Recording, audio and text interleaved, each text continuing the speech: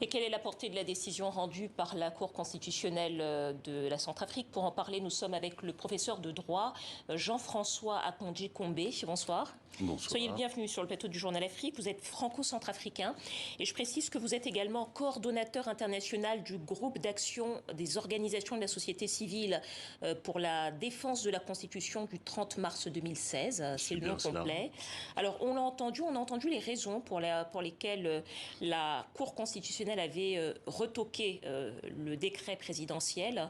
En quelques mots, c'est parce que tout n'est pas en place pour que on puisse rénover cette Constitution. C'est d'abord parce que le président de la République lui-même et ses conseillers ont décidé de passer en force et de faire, dans l'absence de transparence absolue, non pas une révision de la Constitution. Vous avez évoqué tout à l'heure, effectivement, cela a débuté par un ballon d'essai qu'on avait lancé autour de la révision de la Constitution. Le débat a montré que la révision de la Constitution était absolument impossible, compte tenu des dispositions de cette Constitution-ci, qui n'est pas n'importe quelle Constitution, c'est la Constitution de sortie de crise de la République centrafricaine, et où on a réuni tous les Centrafricains pour qu'ils puissent dire ce qu'ils voulaient. Et ils ont dit un certain nombre de choses, et notamment sur la question du mandat présidentiel, ils ont bloqué le compteur à 2. Et donc, on a lancé ce ballon d'essai, et puis ensuite, on a assisté en République centrafricaine à une forme de mascarade. On a fait signer des pétitions, on a payé des gens pour défiler, on a trompé des gens pour défiler ou pour faire des manifestations, tout cela pour justifier que le président de la République dise « le peuple m'a fait appel », non pas pour réviser la Constitution, mais pour changer de Constitution. La décision de la Cour constitutionnelle est une décision qui prend en compte le fait que le président de la République veut abroger la Constitution actuelle sur laquelle il a juré à 2 reprises, et qui est le fondement de son pouvoir, et il veut l'abroger pour faire adopter une nouvelle constitution dont on ne sait pas grand-chose, sauf que cette constitution serait taillée à sa mesure. Alors, l'un des arguments des détracteurs du chef de l'État, c'est qu'il pourrait vouloir faire réécrire cette constitution pour pouvoir briguer un 3e mandat. Le fait que la Cour constitutionnelle ait retoqué le décret présidentiel, est-ce que ça veut dire qu'en aucun cas, il ne pourrait y avoir de 3e mandat pour le chef de l'État? Alors vous présentez cela comme les arguments des détracteurs du chef de l'État. Moi, je le présente plutôt comme l'argument de ceux qui tiennent à ce qu'on respecte les Centrafricains, la volonté qu'ils ont exprimée, qui se trouve dans leur constitution, et qu'on respecte également leur projet d'avenir. Or, pour répondre directement à votre question, je pense que la balle est dans le camp du président de la République aujourd'hui. Il a un véritable choix à faire.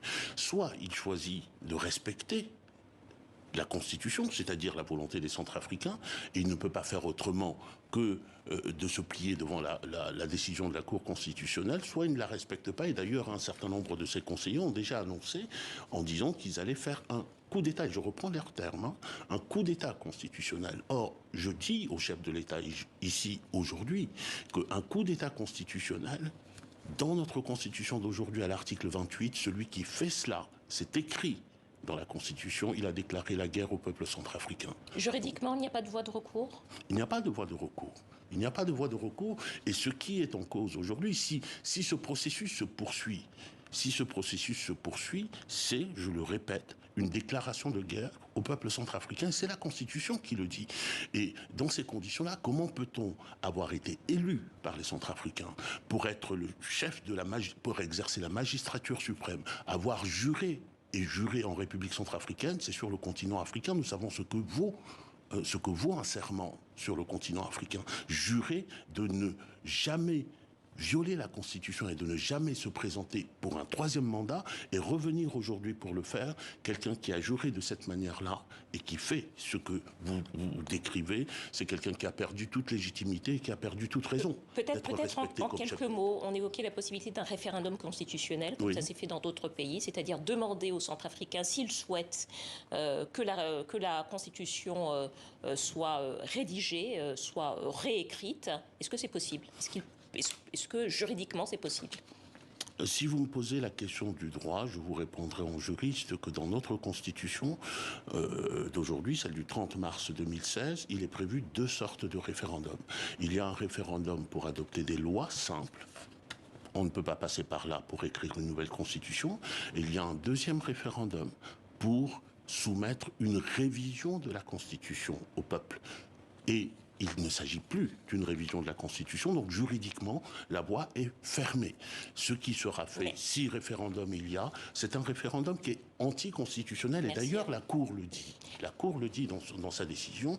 Et il n'est pas souhaitable, dans l'état actuel du pays, qu'on aille vers ce qui est conflictogène et qu'on s'occupe plutôt des besoins des Centrafricains. Ils ont besoin de boire, ils ont besoin de soigner, ils ont besoin d'être instruits.